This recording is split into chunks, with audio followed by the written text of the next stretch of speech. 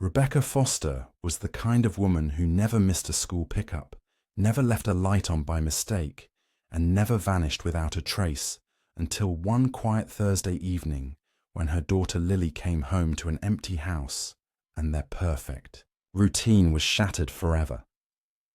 Lily Foster had always known her mother to be consistent, almost to a fault.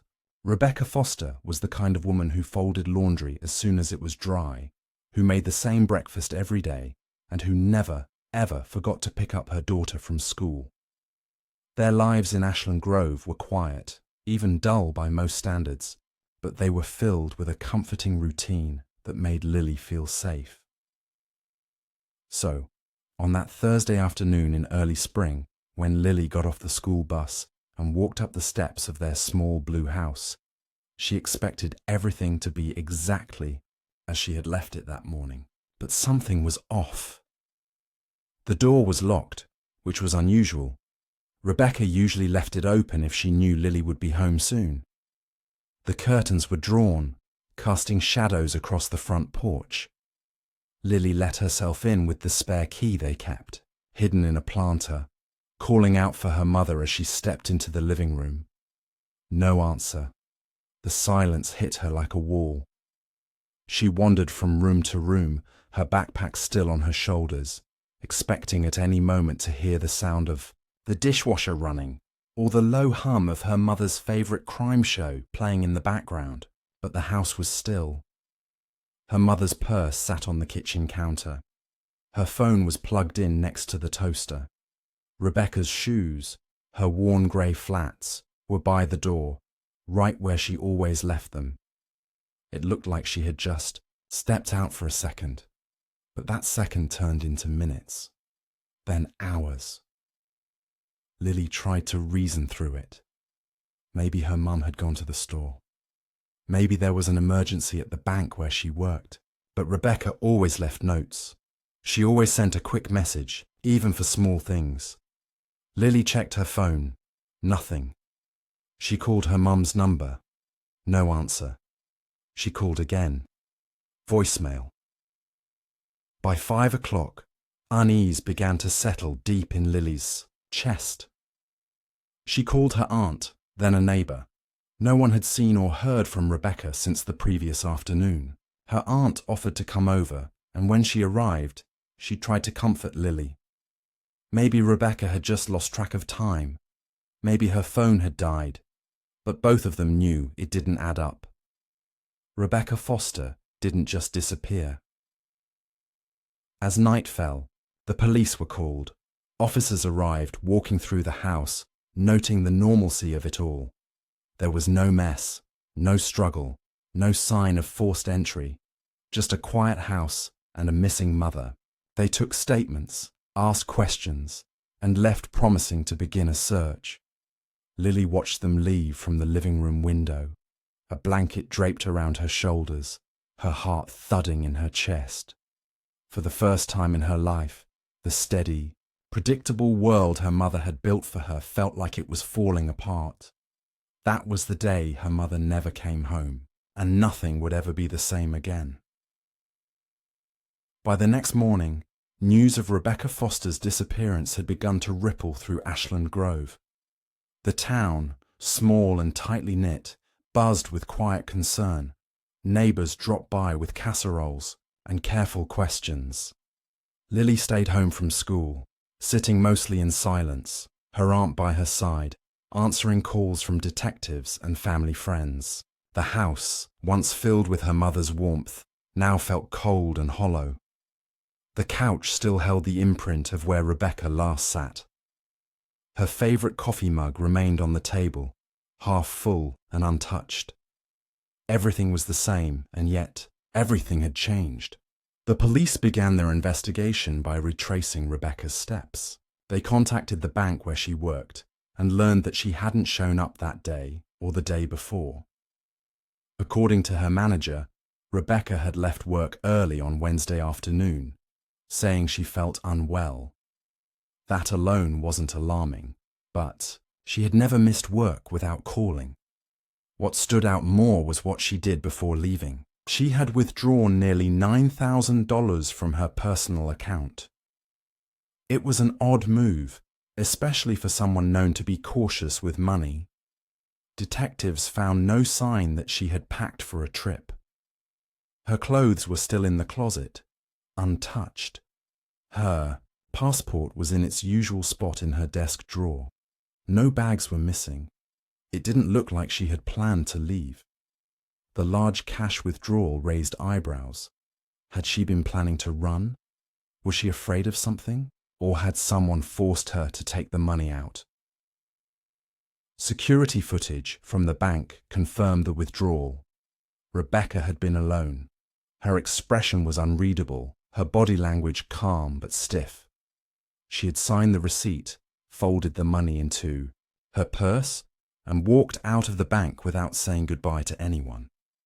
That was the last confirmed sighting of her. Detectives then checked her phone records. On the night she disappeared, she had made one outgoing call just before 10 p.m. to a number registered to a disposable cell phone. The call lasted 7 minutes. The location of the call pinged from the front of her house, but whoever she had spoken to was never identified. The burner phone had been deactivated immediately after the call ended. As these details emerged, the case began to shift. It no longer looked like a missing person case born from accident or misstep. There were signs, subtle, confusing, but real, that Rebecca had been involved in something secretive, something uncharacteristic. The town's assumptions about her began to crack. Some wondered if she had a double life. Others whispered about hidden debts or a troubled past. But to those who knew her best, especially Lily, none of that felt right. Rebecca didn't have secrets, or so they had always believed. The mystery only deepened as the days passed. Flyers went up on telephone poles. Volunteers formed search parties. Police combed nearby woods and parks, looking for any trace of her. But she had vanished without a trace, leaving behind nothing but questions, an empty home, and a daughter desperate for answers. A week after Rebecca Foster's disappearance, the investigation stalled. Police had followed every lead: neighbours, co-workers, distant relatives. But nothing explained where she had gone or why she had taken out so much money. The strange phone call the night she vanished was the only true clue, but without a name or voice on the other end, it led nowhere. The disposable phone had been purchased with cash at a gas station 2 towns over. Surveillance cameras showed a hooded figure at the register, face obscured. The trail went cold. Then a new detail surfaced from an unlikely source. A neighbour across the street, who had been out walking his dog late that night, came forward.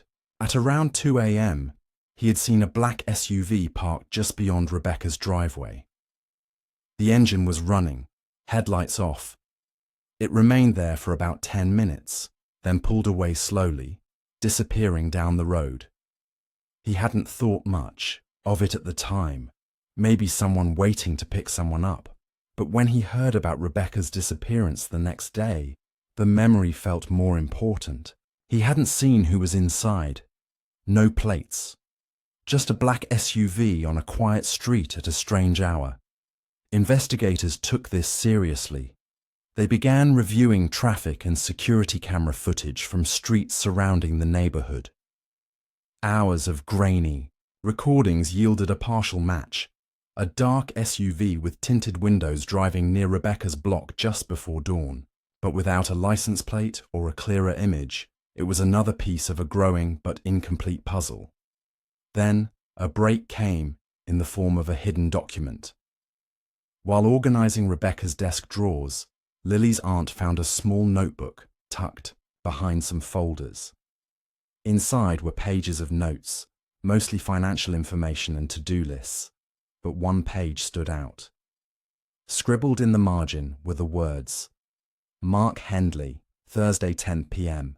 Do not trust." The handwriting was unmistakably Rebecca's, but no one in her life had ever heard of a Mark Hendley.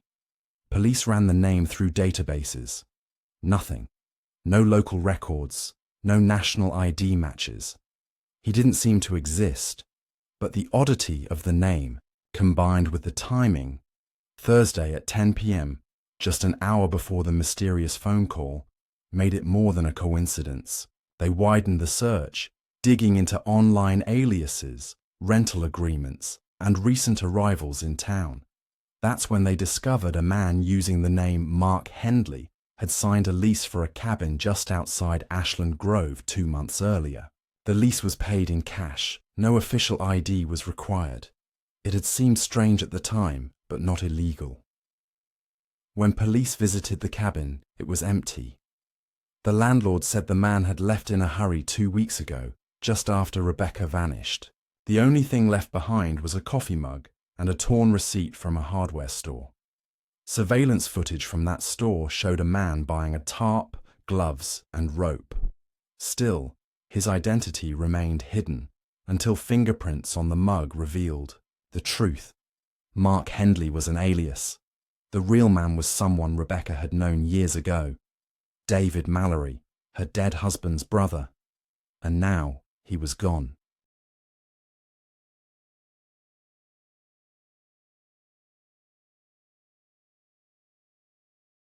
Spring turned into summer, and Rebecca Foster remained missing.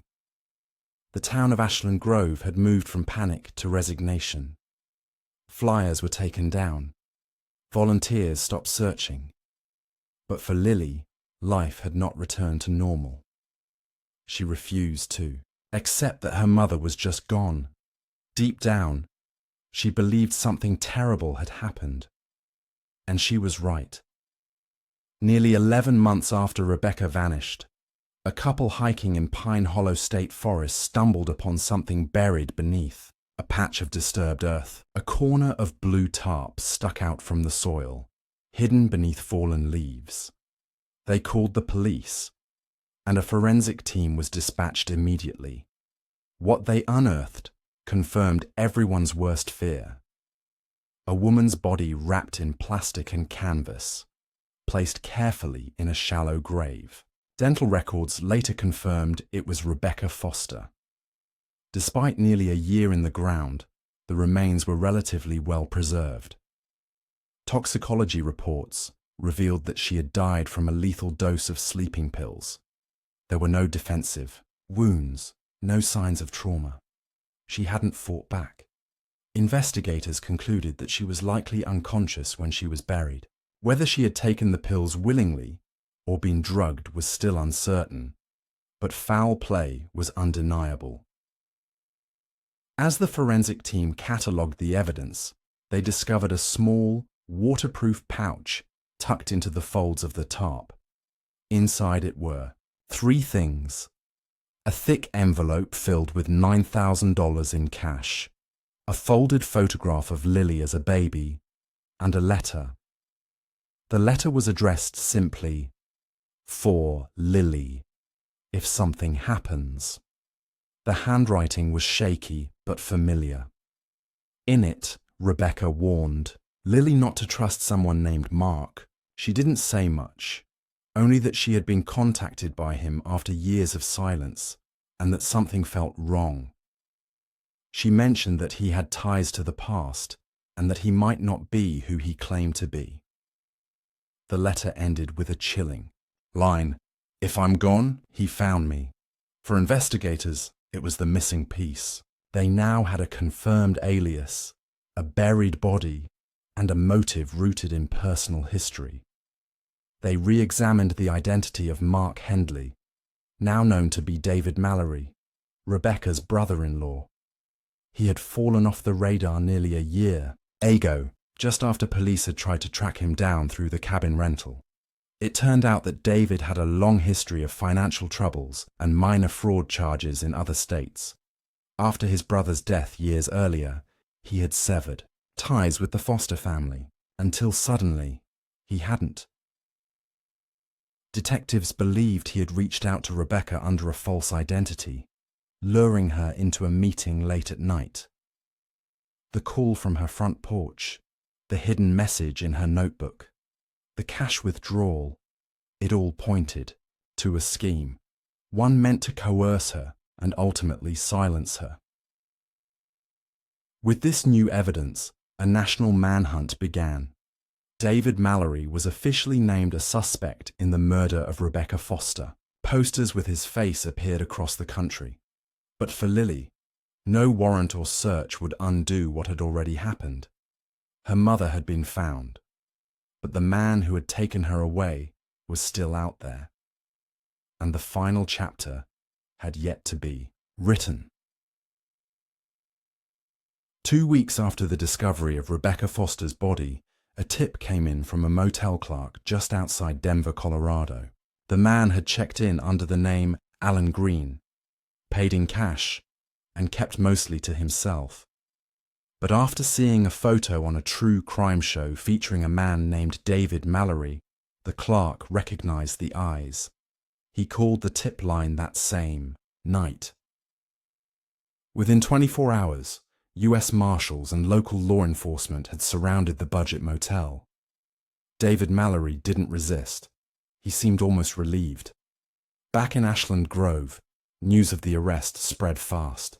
For many, it was the long-awaited end to a mystery that had haunted the town for nearly a year. For Lily, now 14 and suddenly old beyond her years, it was something else entirely. She would never get her mother back, but now she could finally begin to understand what had happened and why. During interrogation, David admitted only parts of the story. He claimed he hadn't intended to kill Rebecca, only to confront her. He was drowning in debt and saw her as his last chance. Years earlier, after the death of his brother, David believed he had been wronged, cut out of what little inheritance was left and abandoned by the only family he had. Bitterness had festered. When he returned to Ashland Grove under the alias Mark Hendley, it wasn't just about the money. It was about control, revenge. He told police he asked Rebecca for help, demanded it. When she refused, he pressured her to withdraw the money anyway, using threats he never clearly explained. He said she became frightened, suspicious.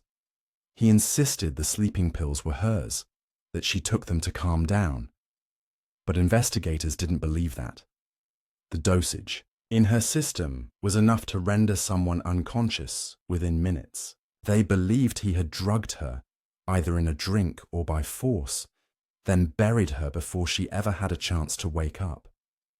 In court, the evidence painted a chilling picture.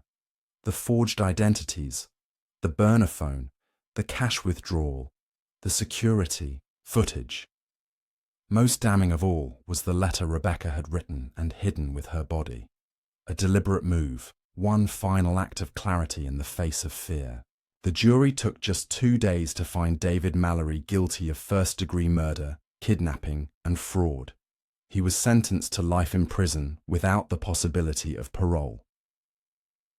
After the trial, Lily stood outside the courthouse, surrounded by cameras and microphones. She didn't speak. She didn't need to. Her mother's story had already been told, in news reports, courtroom testimonies, and whispers through the town. But for Lily, what mattered most wasn't how the world saw it. It was knowing the truth. Rebecca had been afraid, but she hadn't been helpless. Even in her final moments, she found a way to protect her daughter, to leave behind a trail that would lead to justice. The day she never came home had shattered everything, but in the end, her strength endured. And Lily, though forever changed, was not broken.